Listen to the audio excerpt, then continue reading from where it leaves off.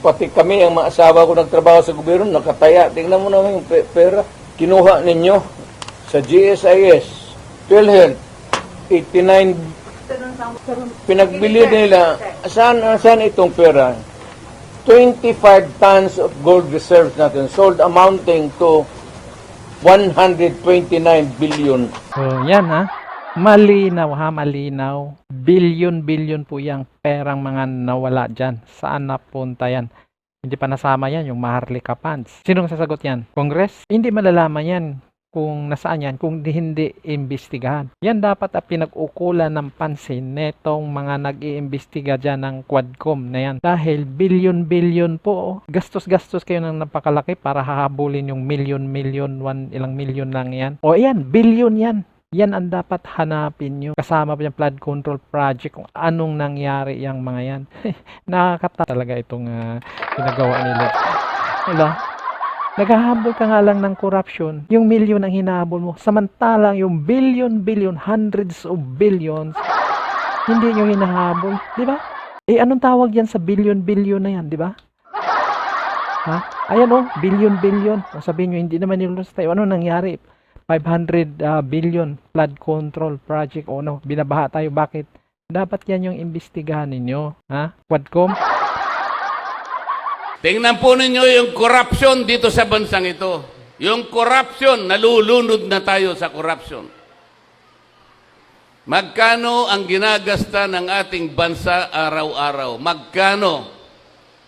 How much does this country spend every day? Do you have an idea? 15.8 billion pesos every day. Magkano naman ang ating kinikita araw-araw? 11.7 billion pesos. So gumagasta tayo ng mas marami kaysa sa kinikita natin. Anong deficit? 4.1 billion pesos. Yan po ang inuutang natin araw-araw. 4.1 billion pesos. Or about 270 million pesos every hour. Bagsak. Magkano na po yung ating utang? 16 trillion pesos. 16 trillion pesos. Eh, bigay ng akap. Akap dito, akap doon. Puro akap. Hindi po yan ang gawain ng House of Representatives. O yan, malinaw yan ha. Hoy, Martin Romualdez, makinig ka. Hindi gawain ng House of Representatives. Hindi nyo gawain yan. Gawain nyo ay gumawa ng batas para sa bayan. Wala na kayong ibang ginawa kundi akap ng akap, bigay ng ayuda. Imbestiga kayo ng imbestiga. Hindi naman kayo pantay sa pag-imbestiga, hindi kayo fair. Imbestigahan nyo lahat. Wala kayong magiging problema pag imbestigahan nyo lahat. Habol kayo ng habol sa milyon. Yung billion ang habulin nyo. Matutuwa pa kaming mga taong bayan sa'yo. Kaya tignan mo yung mga post ng PTV, lagi kayong pinagtawanan dahil sa kagawan nyo. Hindi ko nga alam kung hindi ba kayo nakaintindi, pinagtawanan na kayo ng taong bayan. At There is a fractured governance. Nabali lang, hindi lang na-sprained. There is a fractured in the governance sa ating Pilipinas ngayon. Walang makakorek niyan. Nobody can correct Marcos. Nobody can correct Romualdez. Nobody can.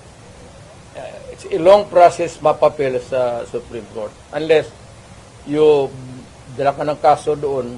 Matagalan yan. Mga next year pa yan. So if you want a redress of grievance, so it is only the military who says. Kaya ang sabihin ko, presidente ako, ayaw na namin yung laro ninyo. Out kami dyan. Kasi kung walang military, yung laro nila, wala na. I don't know, basta hindi yan kudita, hindi yan ano, basta sabi lang ng military, you are oppressing people and you are spending our money like water. Pati kami in the coming days, mawawalaan kami ng aming retirement, magalaw. Hindi kami sasali sa inyo. Pinagbili nila, saan itong pera? 25 tons of gold reserves natin, sold amounting to 129 billion. Matagal na siya natulog. Alam niya yung commander-in-chief niya nagdudruga. Noon pa yan, alam na ng lahat. Baka siya lang ang hindi. Ang mga pulis. Kaming taga Davao, alam namin si Lagdameo nagdudruga. Kasi kasama namin siya palagi dito sa dyan kay... Hanggang kailan kayo magsuporta ng drug addict na presidente? Sabihin mo sa amin, kasi nagpapatulong kami to get the answers. Sana, we cannot get a correct and accurate or true answer from kami ang magtanong. Barado kami ngayon eh. So under the constitutional provision of the right to be heard, kailangan sagutin ninyo yan. The right to be heard, the right to be informed. Importante yan. Constitutional provision yan, Mr. General, and the right of the people to seek redress of grievance. Kayo lang ang makabigay niyan ngayon. Yun na nga mga kababayan, no? Sa usapang droga ay talagang tikom bibig itong mga nasa gobyerno pag nag-uusapan itong panawagan na magpa-drug test, no? Dinididma lang, wala silang pakialam kahit ano pang sasabihin ng taong bayan, magpa-drug test, wala, hindi. Talagang kakaiba yung katahimikan nila pag-usapan sa droga. Bakit kaya? Ito, panoorin natin ito. Sa mga drug syndicate. Ano? Yung babala nyo po sa mga drug syndicate na hindi tumitigil sa kanilang ano. Ay, hindi ako bahala kayo sa ginagawa niyo, basta tuloy-tuloy lang kami. Sa mga drug syndicate. Ano? Yung babala nyo po sa mga drug syndicate na hindi tumitigil sa kanilang ano. Ay, hindi ako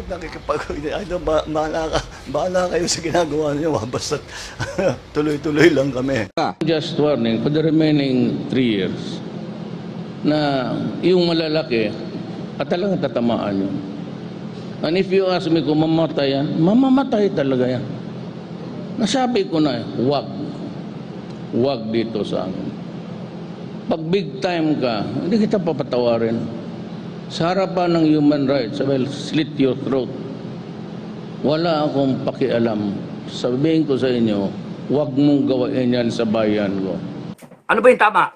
Tama lang yan. Tama ba yung nakawan? Tama ba yung may droga? You get the president to take a hair follicle drug test. That's the right thing to do. Tapos here you are, naghahanap kayong promotion, naghihintay. Putang ina. Dapat kayo, ang iniisip nyo, AFP, kung paano matitigil ito. Simple, doon kayo sa tama. Ito ang last na sasabihin ko sa inyo. Pag ang isang tao galit kay Duterte, matik na yan, addict yan. Kasi ang galit kay Duterte, addict lang. Diba? Pag ang Senado galit kay Duterte, addict yan. Kaya kung sino man ang galit kay Duterte, ako na nagsasabi sa inyo, matik na yan, addict kayo. Diba? Ngayon,